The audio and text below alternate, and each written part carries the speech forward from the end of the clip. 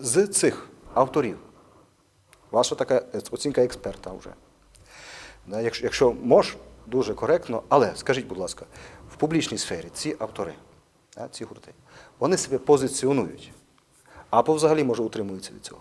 Що це, наприклад, ми є гурт там, русинськомовний, чи, наприклад, русинський. Або, наприклад, з різних причин вони в ці такі, в ту навіть трішки полеміку, можна сказати, не входять.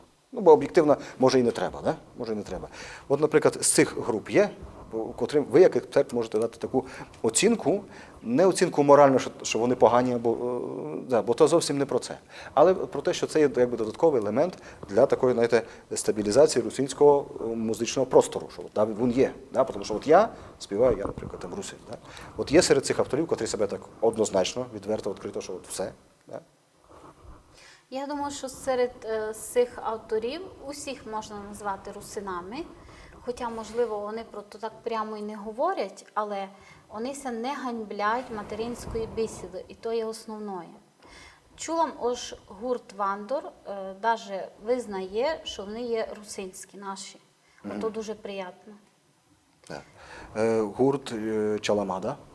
Співають по-нашому, співають по-русинськи. Я не знав, це соліст є етнічним русином, але він се дуже старає, дуже файно вимовляє. В публічному просторі позиціонує себе як русинський гурт, чи гурт русинів, чи утримуються поки що? Я думаю, що вони навіть і не проти були б це визнати, якби в них зазвідати прямо.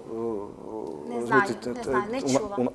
Я у вас звідаю, да? А у нас не чула. Сучасна закарпатська культура така, медійна, що такі речі не звідають. Я не чула від них цього. Хочу ще зауважити. А Аліна Паш? Аліна Паш співає і вимовляє без акцента по-нашому, що дуже радісно. Ну і рівень музикальних творів. Зовсім мені не подобаються тексти, співи, як то є, але якість. Якість на високому, дуже рівному.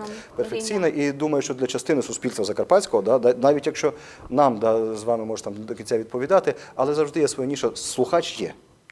Такими людьми, як Аліна, можна гордитися, і треба їх підтримувати всіляко, треба любити, бо то є наші діаманти, котрі рождені на сів землі нашої. Добре, що таке. Я взагалі, як перший раз, наприклад, почув, то мене здивувало взагалі, що, як скажу, чесно, русинський русинський контент у неї і надзвичайна прекрасна якість, оформлення, музичне, дизайн, стиль, все, опять-таки, для своїх слухачів, але для своїх глядачів так і.